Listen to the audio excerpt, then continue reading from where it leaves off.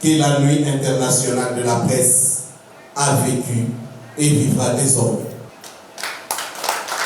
Ils sont venus de plusieurs pays de l'Afrique pour prendre part à la première édition de la Nuit internationale de la presse au Bénin. Un événement d'envergure internationale qui vise comme objectif de redorer le blason et l'image de la presse auprès du grand public. Célébrer les meilleurs professionnels, mettre en lumière les figures marquantes et créer un cadre annuel de retrouvailles et de partage entre les acteurs des médias du continent africain. La presse constitue le quatrième pouvoir. Elle éclaire les citoyens, interroge les décideurs, révèle les dysfonctionnements, met en lumière les réussites et participe à la construction du débat. Dans nos jeunes démocraties ici en Afrique, le journaliste n'est pas seulement un observateur, c'est un acteur essentiel de la stabilité sociale. C'est un acteur essentiel du dialogue national, de la paix et du développement. Cependant, force est de constater que ceux qui portent cette noble mission ne bénéficient pas toujours de la reconnaissance qu'ils méritent. Le thème qui nous réunit ce soir, le rôle de l'importance de la presse dans la consolidation de la démocratie en Afrique, est d'une pertinence capitale, car il est impossible d'imaginer une démocratie forte sans une presse forte. Il est impossible de construire un état de droit sans une information libre. Il est impossible de promouvoir la transparence, la bonne gouvernance et la participation citoyenne sans des journalistes capables d'informer les populations avec indépendance et responsabilité. Investir dans la presse, ce n'est pas une dépense. C'est un investissement pour la démocratie. C'est un investissement pour la paix. C'est un investissement pour le développement. Nous avons besoin d'une presse libre. Nous avons besoin d'une presse professionnelle, responsable et indépendante. Nous avons besoin de médias capables de travailler sans pression politique, sans pression économique ou idéologique. Nous avons besoin d'investir davantage dans la formation des journalistes, dans la modernisation des entreprises de presse, dans la protection juridique des professionnels des médias et dans l'amélioration de leurs conditions de vie et de travail. Au rang des nominés à ce grand rendez-vous international, à Son Beach Hotel de Cotonou ce samedi 13 juin 2026 figure un acteur de la presse télévisuelle et écrite, représentant de la Fondation Malekos aux États-Unis d'Amérique. Le professeur Salif Balobi, puisque c'est de lui qu'il s'agit, porte 3 messages essentiels qui se résument en ces mots. Le premier message vient de la télévision grâce à laquelle je suis ici aujourd'hui. Elle a pour nom Tempo Afrique TV. Tempo Afrique TV me demande de vous présenter ses excuses pour n'avoir pas envoyé une délégation d'agents de grande taille. C'est seulement le petit homme que vous voyez devant vous qui a pu arriver pour porter le message de son excellence. Il n'est pas qu'on l'appelle excellence. Il a pour nom, ne confondez pas, Malick Sall. La télé Tempo Afrique TV a commencé il y a quelques années aux États-Unis, dans l'État de la Virginie, dans l'État du Minnesota, dans l'État de la Caroline du Nord.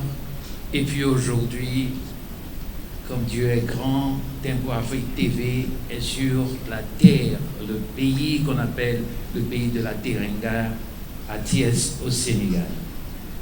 Il vous remercie d'avoir accepté, n'est-ce pas, arriver pour célébrer la presse.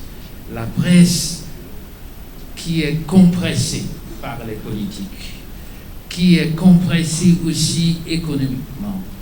Mais il a dit avec la volonté, avec l'union, avec l'amour, la déontologie de notre métier, nous dirons toujours la vérité, avec impartialité, avec intégrité, et nous garderons le secret professionnel.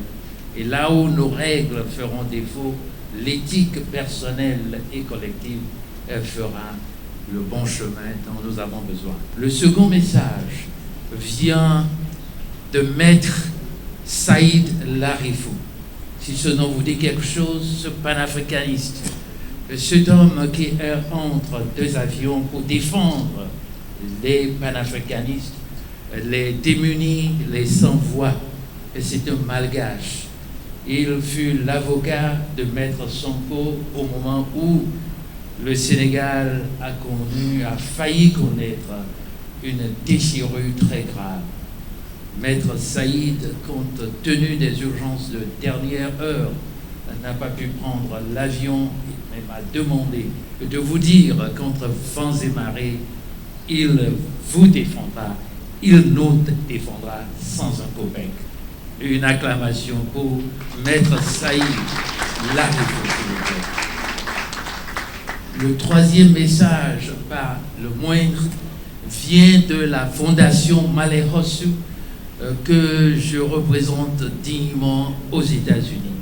Cette fondation qui a refusé de faire la politique, mais qui a voulu, n'est-ce pas, brandir partout le slogan de l'amour, le slogan de la paix, le slogan de la cohésion sociale. Et il m'a soufflé à l'oreille que tous les pays africains doivent promouvoir cet idéal. Alors il a envoyé un caméraman pour, n'est-ce pas, filmer tout ce qui se passe pour qu'il puisse diffuser tout ce que nous allons faire ce soir.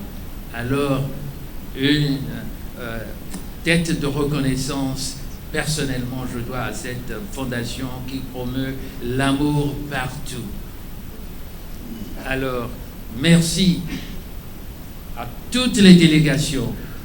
Sans aucune jalousie, je voudrais m'adresser particulièrement à une délégation, vous devinez déjà laquelle, c'est celle de la République démocratique du Congo, mais que j'ai personnellement redéfinie.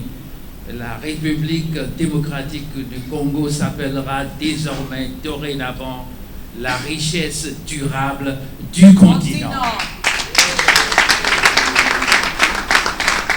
Comment puis-je terminer mes propos sans tourner vers cette tribune et saluer le doyen, mon aîné Damien Wissou, acclamé. Alors, nous nous levons tous, je vous en prie, pour façonner celui sans qui nous aurions fait figure de parents pauvres. Docteur Boussard, merci. La porte-voix légitime dénominée à la Nuit internationale de la presse, originaire de la République démocratique du Congo, du rôle de la tribune depuis le Bénin, lance un vibrant appel. Tous les dirigeants africains comprennent que nous ne sommes pas dans une guerre entre la presse et les décideurs politiques africains. Tous les partenaires qui soutiennent la presse comprennent dans tout ce qu'ils font et dans tout ce qu'ils feront, ils auront toujours besoin de la presse. J'invite également du haut de ce podium tous les politiques africains qui ne cessent de faire du mal à la presse, qui ne cessent de torturer la presse, qui ne cessent d'interpeller la presse même quand il ne le faut pas, qui ne cessent de faire, ou sinon de faire commettre des arrestations arbitraires dans tous les pays africains. Que la liberté de la presse n'est pas un problème d'un seul pays africain. C'est un problème qui nous concerne tous. Béninois, Camerounais, Gabonais, Congolais, Tunisiens, Algériens, Malgaches. Je parle de toute l'Afrique. C'est notre responsabilité. La responsabilité de tous les professionnels des médias de faire de cette presse une presse noble, libre et réellement indépendante. Pour Patrice Baguidi, celui par qui Dieu a inspiré l'initiative, cette première édition ne sera pas la dernière. Cet événement ne sera pas l'alpha et l'oméga. cet événement ne sera pas la propriété exclusive du Bénin. Il s'agit de la nuit internationale de la presse. Alors, les capitales africaines, les années à venir, vont accueillir progressivement cet événement afin qu'ensemble nous puissions créer une grande famille de la presse africaine. Au regard de certaines actions qui ont marqué la presse béninoise et africaine dans son entièreté, nous avons estimé qu'on ne peut pas organiser un événement de cette envergure sans dire merci à ceux-là qui ont fait preuve de gentillesse, de solidarité, d'amour envers des journalistes, qu'ils soient du Bénin ou d'ailleurs. Merci à chacun de vous. Le représentant de l'Union des professionnels des médias du Bénin, UPMB, après avoir remercié les organisateurs, le parrain et toutes les délégations venues de plusieurs pays du continent africain, poursuit. Nous sommes des journalistes, nous sommes au Bénin. M. Baguidi, vous avez accepté de nous accompagner, vous avez accepté de nous célébrer, vous avez accepté de nous réunir, vous avez décidé de nous mettre ensemble. Pendant 3 jours, nous avons appris, pendant 3 jours, nous avons échangé, nous vous disons merci et que la fête soit belle. Prestations artistiques.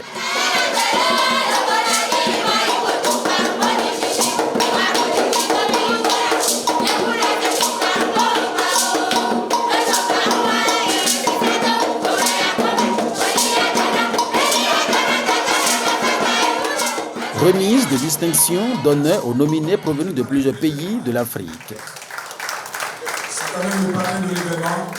Ce sont là, entre autres, les temps forts de cette cérémonie qui prend ainsi son envol pour parcourir tous les pays de l'Afrique chaque année.